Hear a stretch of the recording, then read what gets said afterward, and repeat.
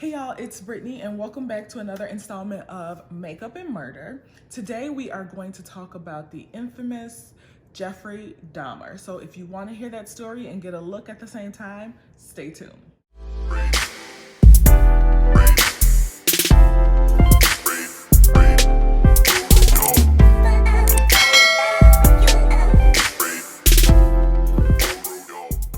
Now, before we hop into the story, I do want to say thank you to everyone who has subscribed so far. I am almost at double of what my goal was set for 2021. So thank you. If you have not subscribed and you're just finding my channel, or you've just been sneak watching, make sure that you go ahead and subscribe to my channel. I greatly appreciate it when you guys do. Also, make sure you hit that notification bell so that you get notified when new videos like these come out. Now let's jump right into this story, y'all. I want to give you a disclaimer. If you are squeamish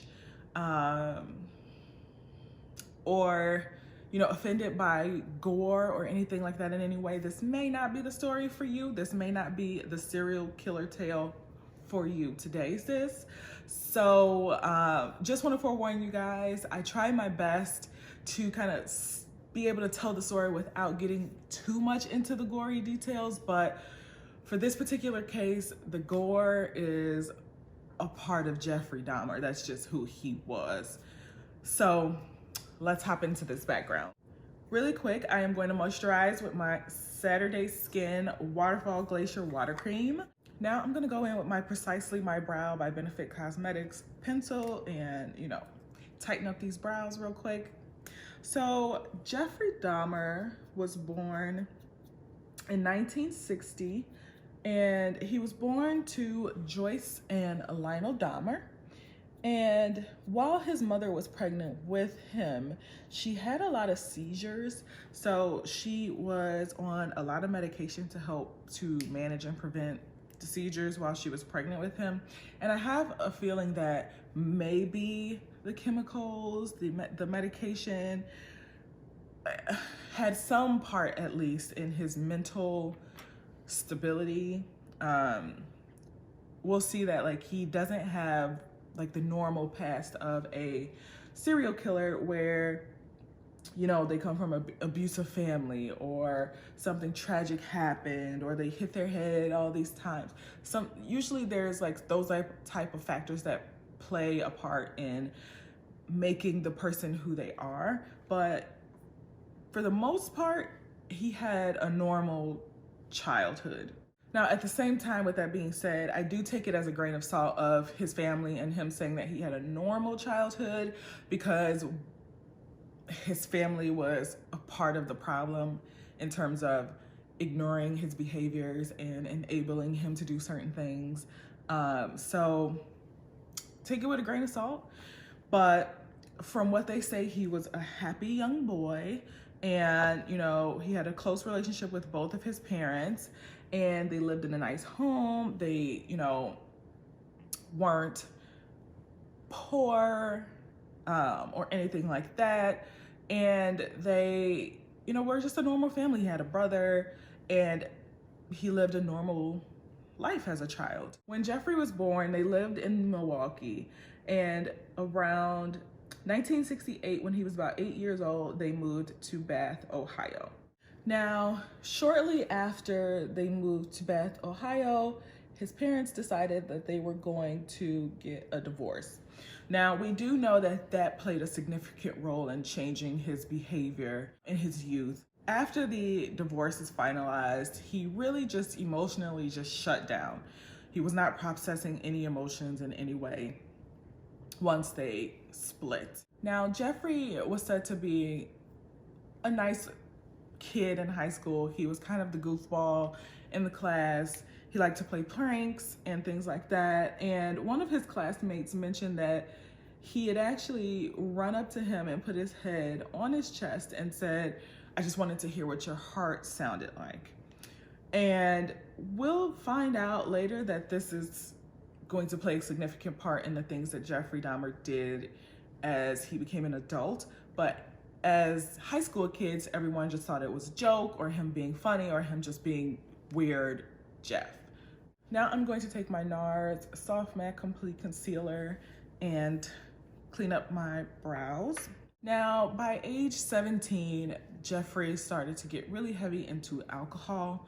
So he was drinking a lot of beer and alcohol at a pretty young age. And it got to a point where he was drinking alcohol in school during school hours. And he became addicted to alcohol.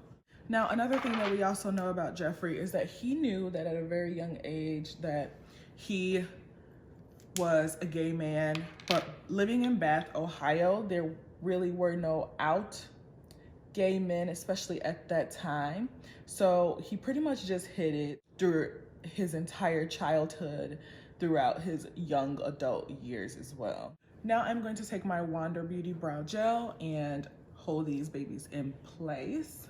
Now I'm gonna take my Smashbox Studio Skin 24-hour waterproof concealer, and I am going to put a little bit of this on my eyes and have it act as a base for my eyeshadow. So now let's talk a little bit about his very first crime that he committed while living in Bath, Ohio. So Jeffrey had always had this dream or fantasy of picking up a hitchhiker, a male hitchhiker, and pretty much having his way with him, taking advantage of him, doing whatever he pleased with said hitchhiker. And on June 18th, 1978, while 18-year-old Jeff was still living in Bath, Ohio, he pretty much tried to do just that. So at around 5 p.m., after Jeffrey had been drinking all evening, he finds hitchhiker Stephen Hicks, who was also 18 years old, so the same age as Jeffrey at the time. And he offers Stephen a ride and also offers to come back to Jeffrey's house, who was home alone at the time, and offered to smoke weed, have some drinks, and just kind of, hang out for a little bit. And Stephen agreed. I'm gonna take my Juvia's Place Nubian palette, and today we're gonna go for kind of a golden, coppery eye look. So he pretty much figures out that Stephen is not a gay man like himself, but he wants to keep Stephen there so that, he can still live out his fantasy and have his way with Stephen. So he takes a barbell and he attacks Stephen with the barbell. So he hit him in the head with the barbell, and then he strangled him with the barbell as well. He basically pleasured himself over Stephen and then hid Stephen's body in the crawl space of his family home. So then the next night, he took Stephen's body and he basically disemboweled him, removed all of his organs, put them in bags, and then took his skeleton, put that in a bag, and beat the bones until they were just tiny shards of bone, and he scattered them in the woods behind his family home. I know, y'all, it's a lot of detail, but it's very hard to tell the story without the details. So we just gotta go with it. So 3 years later, in 1981, Jeffrey moves in with his paternal grandmother.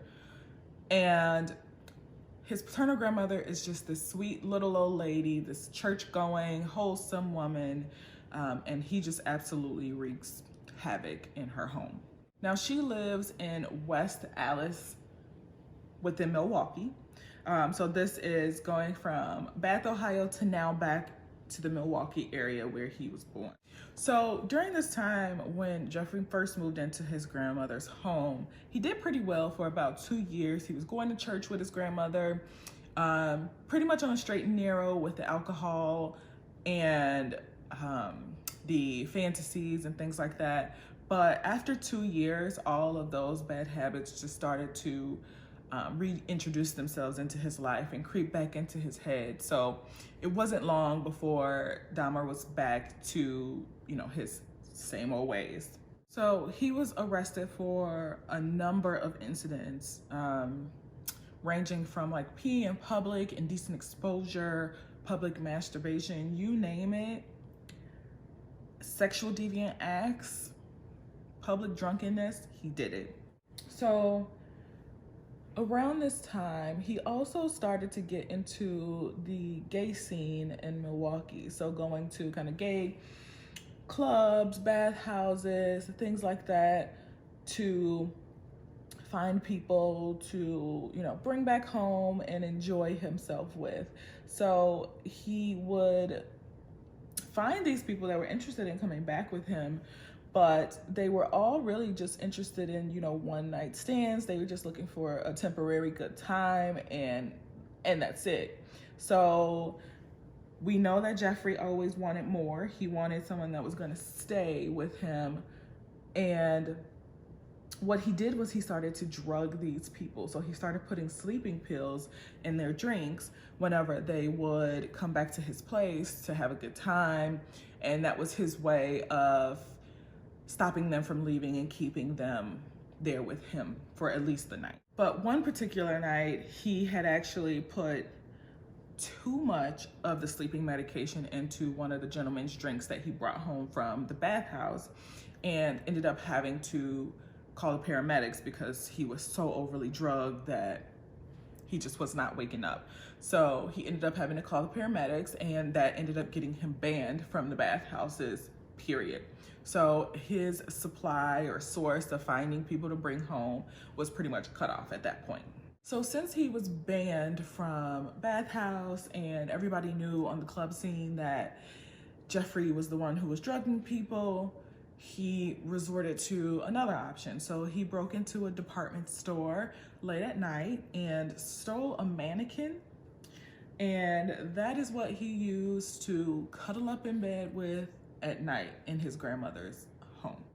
And when his family asked him about, why he has a mannequin, why he stole the mannequin, he basically responds and says, I just wanted to see if I could do it. Which, of course, being very religious, they did not agree with stealing in any way, obviously. But his grandmother also mentioned that, she would see these strange men leaving her house, stumbling, appearing to be intoxicated or drunk, at all hours of the night. So I would imagine that she also had to see some come and not leave as well. But, I don't know if she turned a blind eye. She didn't want to make a stink. She didn't want to get into that type of business because, some religious people don't want to get into gay business, especially at this time, back in the 70s and in the 80s. That was just taboo. You didn't even want to deal with it or be around it at that time. So who knows why she just didn't say anything or turned a blind eye to having these strange people come into her house, leaving intoxicated, unable to really get themselves together to leave, or not leaving at all. Who knows? But the mannequin trick worked for a little while, but only for a little while. So now let's talk about the Milwaukee Crimes. On November 21st, 1987, Jeffrey Dahmer met a man by the name of Steve Tuomi. And Steve agreed to meet Jeffrey at an hotel, the Ambassador Hotel, and they would just, have a good time, enjoy themselves, and kind of, one night stand it or whatever the case may be. When he did this, obviously, Jeffrey, he has his plan. He's gonna drug Steve and have his way with him, and then God knows what else is gonna happen at that point. But what happens is he puts the sleeping medication into Steve's drink, but Jeffrey accidentally drinks the concoction himself. He blacked out after Steve blacked out. Now, when he claims he blacked out, he said he woke up next to Steve, who was dead in the bed next to him. He says he has no recollection of actually attacking Steve or what happened, but he knows that he attacked him at some point that night. But basically what he did to Steve is he took him, went and bought a suitcase and brought it back to the hotel, put him inside the suitcase, called a taxi. The man that drove the taxi helped him put the suitcase in the trunk, and he took it back home to his grandmother's house and hid it in a cellar for about a week. And then one fateful day when grandma went to church, he took the body out of the suitcase in the cellar. He, did similar things to Steve as he did to Stephen back in Bath, Ohio, where he removed all of the, organs and flesh off of the skin and then got rid of the skeleton by smashing it up and throwing it away. So now I'm going to apply my lashes. I'm going to try out these Ardell Magnetic 3D Faux Mink Lashes, and this is their 858 lash. And I'm also going to be using their magnetic lash liner. The first time I tried these, it didn't go so well. I am not a fan of only having 3 magnets for your lash, but we'll see if these do any better than the lashes that actually came with this lash glue. Now, at this point, we know that this is his standard mode of operation, so I'm not going to go into detail about, how he treats the bodies after he's killed his victim. We've established that. We don't have to talk about that again. So similar things happened to James Dockstader in 1978, January 17th, 1978, and also Richard Guerrero, and that was on March 27th of 88. Now, on April 3rd of 1988, a man named Ronald Flowers was leaving the club scene in Milwaukee, and when he got to his car, he realized that his car would not start. And who comes over to help? Jeffrey Dahmer. So Jeffrey tells him, okay, I can give you some help. I live not too far away. Let's go to my house, get my car, come back and try to jump your car and see if that'll get your car started. So Ronald agrees. And when they get to his house, he offers Ronald a drink, an alcoholic beverage. And of course, Ronald is there about his business. He's trying to get his car started and get home. He ain't got time for Jeffrey. So he, gets upset and he's like, no, I just want to get my car going. So Jeffrey says, okay, I just need to have a quick cup of coffee and then we can go. So they both had a quick cup of coffee. And once they had this cup of coffee, of course, Jeffrey put his signature sleeping pills in the coffee. And Ronald, who thank God lived through the attack, says that he woke up in the hospital. So apparently Jeffrey brought him to the hospital for help. He woke up with ligature marks around his neck, and he said that it was also evident that, he had been sexually assaulted himself. So when he went to the police about it, they told him that, well, Jeffrey said that you guys, were in a relationship, you're his boyfriend, and you had too much to drink, and pretty much they got into an altercation while he was drunk. So they pretty much dismissed it. He told the police, I don't know this man. I've never met him before, that particular night. And basically he was attacked. And Jeffrey had a record. They told Ronald that Jeffrey had a record, but it just simply did not matter. The police at that time did not want to be involved in gay problems, issues, the gay scene whatsoever, period. So they pretty much just said, well, basically it's your word against his, him being, a black gay man versus a white man who's also gay, but they don't want to touch that, who has a criminal record of, sexual deviancies prior to now, but because it's a gay black man, who cares? Now, after this incident occurred, he was asked by basically his grandmother and his father to move out of his grandmother's house. I guess at that point, she was just done with seeing what she was seeing. So instead of, bringing it up to the right people, she just decided to have them, have Jeffrey move out of her house so she doesn't have to see it or be bothered with it. So this is when Jeffrey moves into a low-income, drug-infested, all-black neighborhood, and he was the only white person that lived in this all-black neighborhood. Why did he pick this neighborhood, you said? I think it's because, he learned from past experience that no matter what you do, if you are a white man, you instantly are believed over, lower income, minorities or drug addicts or people that are, down on their luck. You will always have the upper hand over them. So he picked the perfect place to live and to also hunt for victims. At this time, he also bought a Polaroid camera to be able to, take pictures of his victims and keep them as trophies and, revisit what happened whenever he could with these pictures. Now I'm gonna do a little bit of color correction with my Born This Way multi-use sculpting concealer. Shortly after Jeffrey moved into his new neighborhood, he convinced a 14-year-old boy by the name of Somsak Synthesifoam, and I apologize if I just butchered that, but he convinced Somsak to come back to his apartment where he basically drugged him and he assaulted him as well. Now, he was later convicted for this assault on this 14-year-old boy, and all he got for that was a year in a work release program in prison. That's all he got for attacking a 14-year-old boy because he was gay, he was a minority. Doesn't matter how old he was. Now I'm also gonna take my Marc Jacobs coconut gel highlighter and highlight under my foundation. So in addition to the 1 year in the work release program in prison, he also got 5 years of probation for attacking Somsak as well. Now, during this time, we hear from the dad that, he was quite upset that that's all that happened to his son.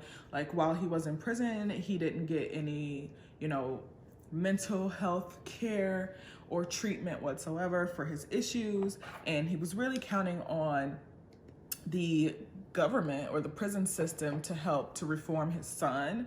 And I have a problem with that thought process, just because, yes, we should be treating these people that have these mental health issues, and we shouldn't be letting them out if they're not cured, better, whatever you want to call it. However, it is your job as a parent to get your child help should they need it before we get to the point of them being imprisoned, and now you're looking for the prison system to do something that you should have done years ago when you saw these men coming in and out of your mama's house, stumbling, some not even coming out. So I have an issue with him kind of blaming the prison system and the government for not helping his son and letting his son back out on the streets when he did nothing himself to stop his son's habits. So now I'm going to take the Morphe Filter Effect Soft Focus Foundation, and this is in their Filter Deep 34. But I will say that it is up to our prison system, that once they are in the hands of the prison system, to not let these people back out on the streets if they are still a danger to society, which he absolutely was when he was let out. And in fact, while he was awaiting the trial for the crime that he was convicted of, he had committed another murder awaiting trial. So this man was out on bail, shouldn't have been out on bail in the first place, but he was, and he was able to commit another murder. And this time, the murder was of a man named Anthony Sears, and this took place on March 25th of 1989. Jeffrey's dad even writing a letter asking that they not let his son out because he has not had the proper treatment. They still let him out, and they let him out a year later in 1990, and he basically just picks up where he left off a year before that. So there are a number of murders that take place within that next year. The first murder is of Raymond Smith, also known as Rick Beats in the gay community. And this is where Jeffrey Dahmer establishes his cannibalistic habits. So what happens is, he murders Rick Beats in May of 1990, May 20th. And after he murders him, he, does his standard procedure in terms of getting rid of the body. However, he processes that, and then he proceeded to cook a piece of his bicep and heart, and then he ate it, claiming that it made him feel better and made him feel closer to his victim, as if he was a part of Rick, and Rick was a part of him. It's just absolutely just disgusting. There is no other way to explain it. It's just sick and disgusting. Now I'm gonna take my two concealers, my Smashbox concealer that I used to prime my eyes, and then my NARS Creamy Concealer, and I am going to use those both to brighten my under eye area. So following Rick Beats' murder, Jeffrey Dahmer also murdered Edward Smith in June of 1990. That was followed up by the murder of Ernest Miller, which took place in September of 1990. And then there was David Thomas, who was murdered at the end of September 1990. And then February 17th of 1991, Jeffrey Dahmer murdered Curtis Slaughter. And then Errol Lindsay was murdered in April of 91, followed by Anthony Hughes in May of 91. So he was just on an absolute spree, absolute killing spree as soon as he was let out of prison. It was almost like he had just been, bottled up for a year, and as soon as they let him out, he went absolutely nuts. So after killing all of these people in succession, he finally got to the point where he felt like, you know what? I don't really want to just kill them. I'd rather keep them alive, but I want to keep them incapacitated, but alive. So basically he wanted to create kind of a living zombie that he can keep with himself and do what he will, whenever he felt like it. So he started to experiment with ways that he could achieve this. He would do things like drill a hole in their head while they're drugged and inject hot water into their skull to see if that would keep them alive but incapacitate their brain to where they can't really function or respond to whatever he's doing to them at the time. Just crazy, sick things that he would do to get what he wanted.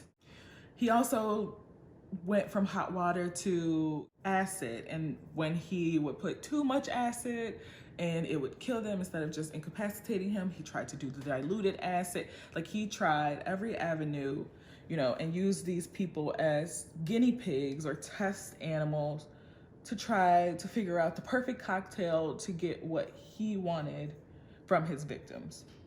Now I'm gonna set this with my Fenty Beauty Pro Filter setting powder, and this is in Nutmeg. So finally in May of 1991, the younger brother of Somsak Synthasimphome, his younger brother, and his name was Conorak.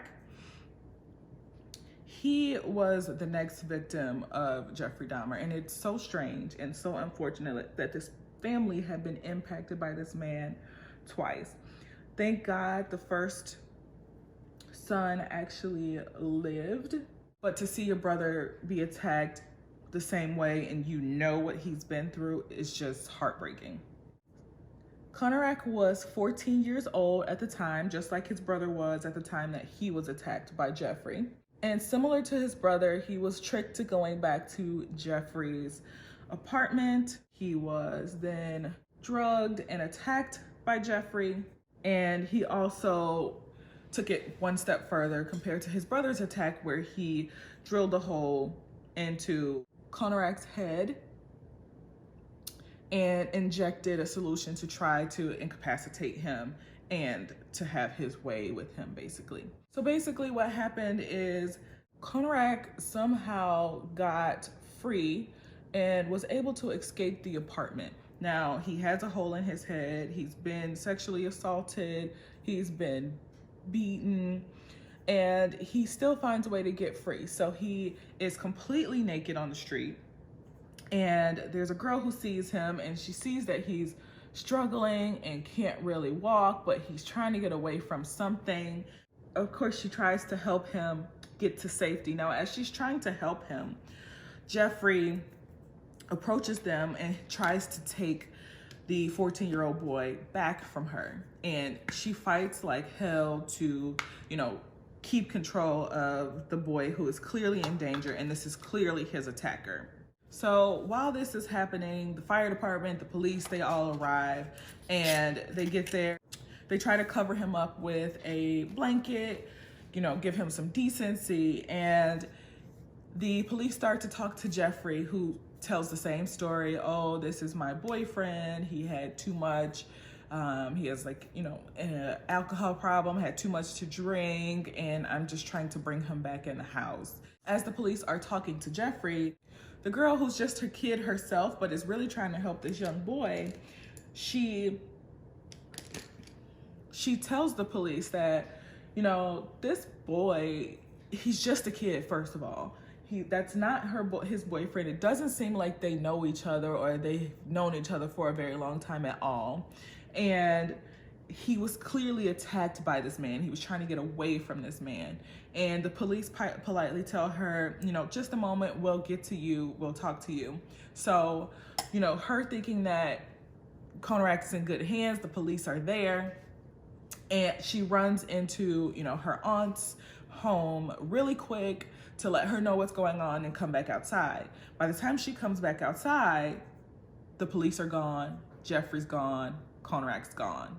And Conrack has been given back to Jeffrey, and Jeffrey has taken him back into his apartment to finish the job.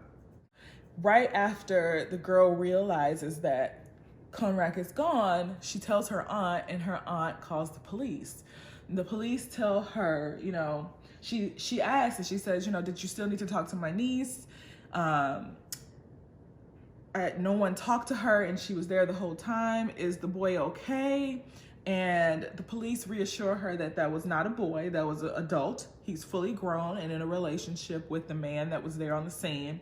And it was just a lover's quarrel, and there was nothing for them to do. And they went back into the apartment together. Now, knowing full well that that was a whole child, a little boy. And again, because they didn't want to be bothered with gay issues, gay problems, and we're in a low-income Black neighborhood full of, you know, drug addicts and all of that, it just held no value for them to even be bothered with dealing with what was going on.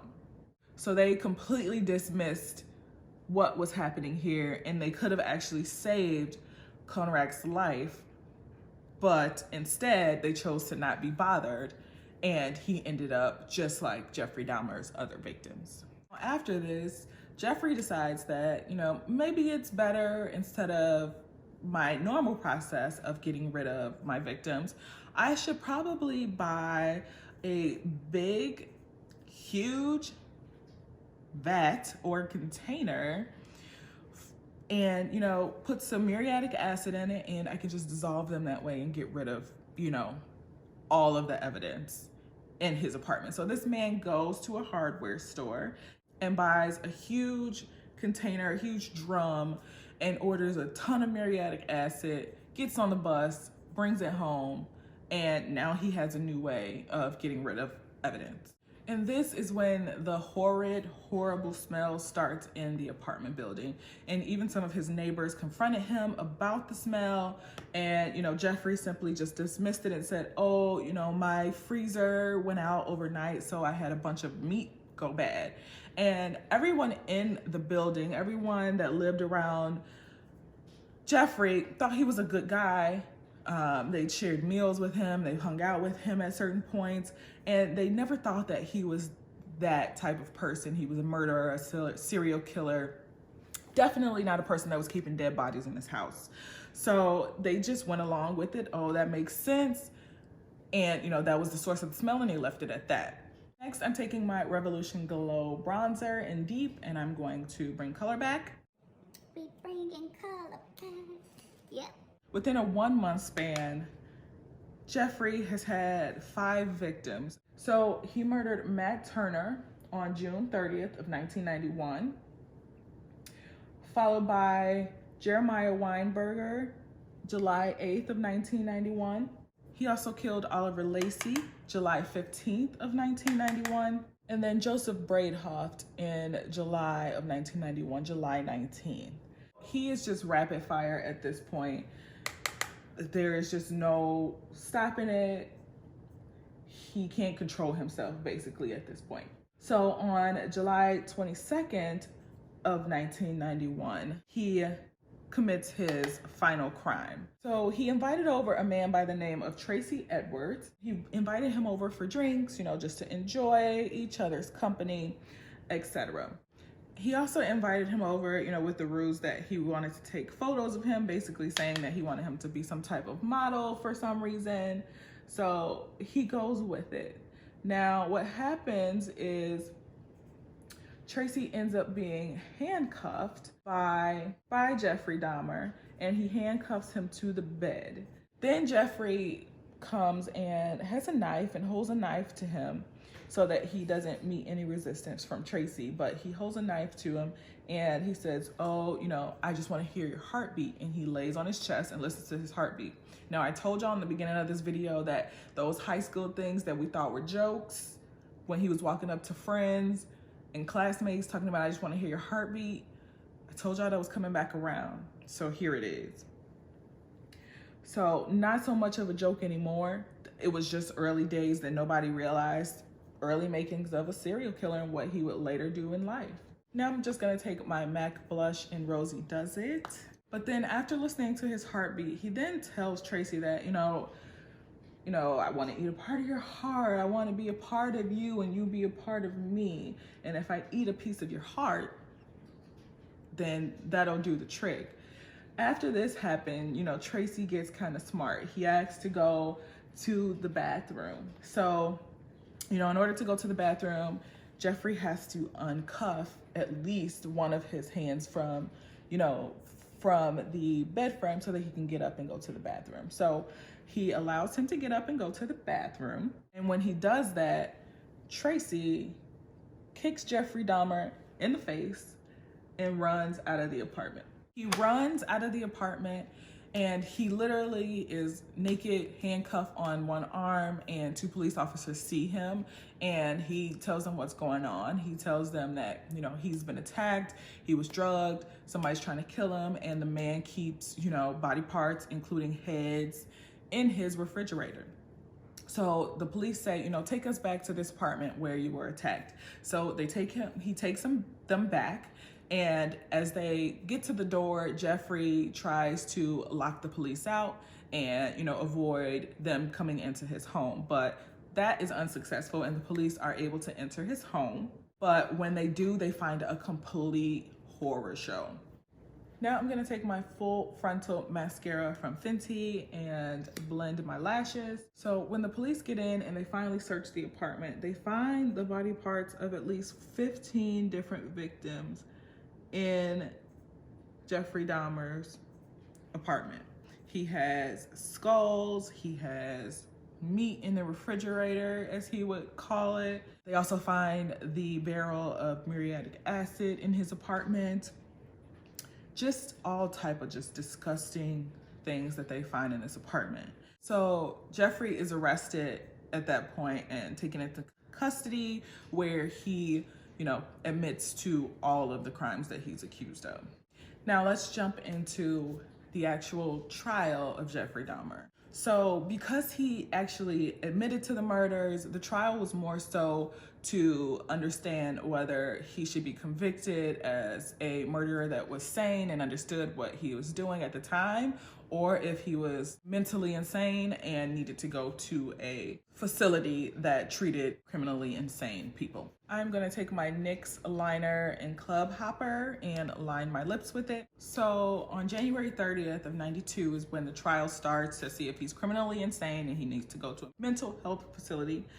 And basically, if he went to a psychiatric facility, he'd be able to, apply to be released every 6 months, which is absolutely not the way to go. We definitely don't want Jeffrey Dahmer back on the streets. But thank God the jury found him to be sane, and he is criminally responsible for the crimes and murders that he actually committed.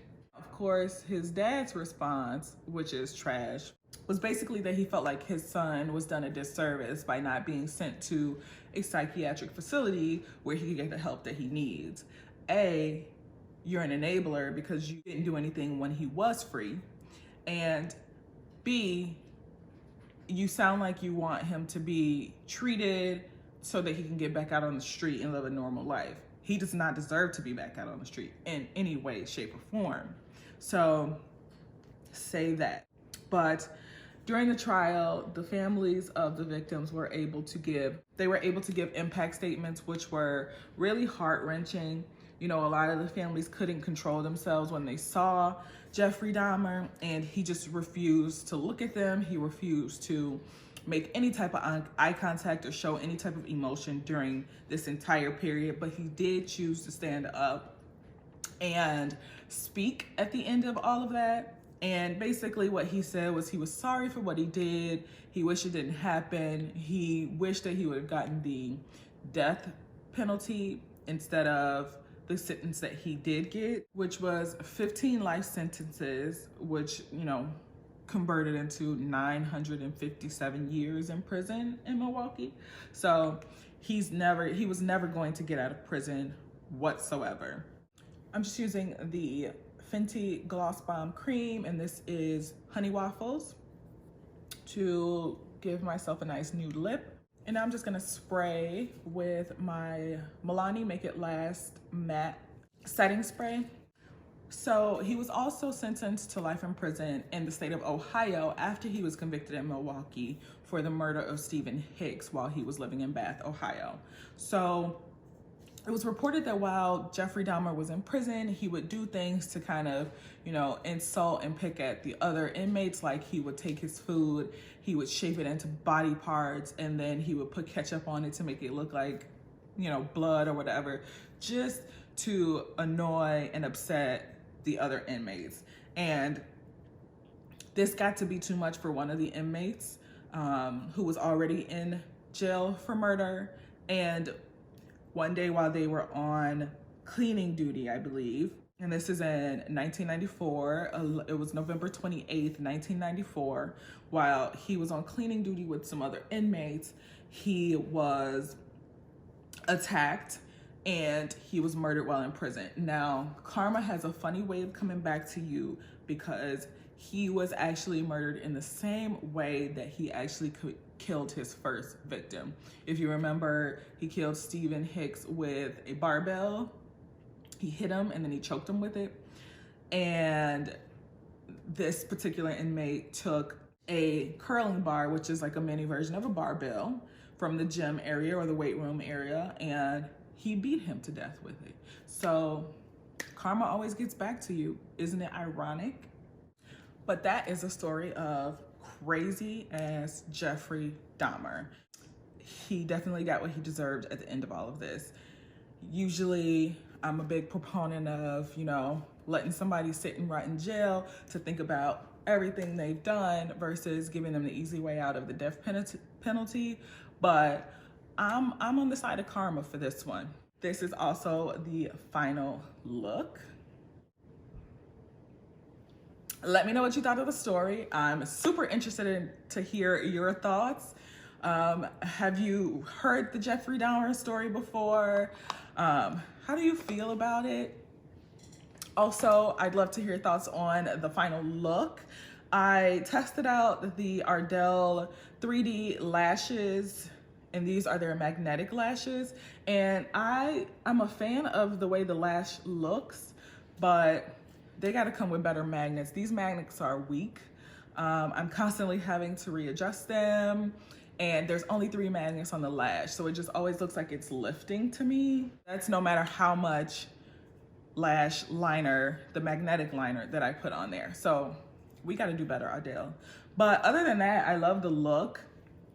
I like the gold today and the copper, and I want to hear what you guys think. Let me know what you thought about today's installment of Makeup and Murder. Other than that, make sure you guys subscribe to my channel if you have not already. Also, make sure you hit that notification bell so that you get notified whenever I post new content. And also just make sure you like the video, make sure you comment, let's engage. You know I'm responding back. Other than that, I'll see you guys next time. Love you guys. Bye.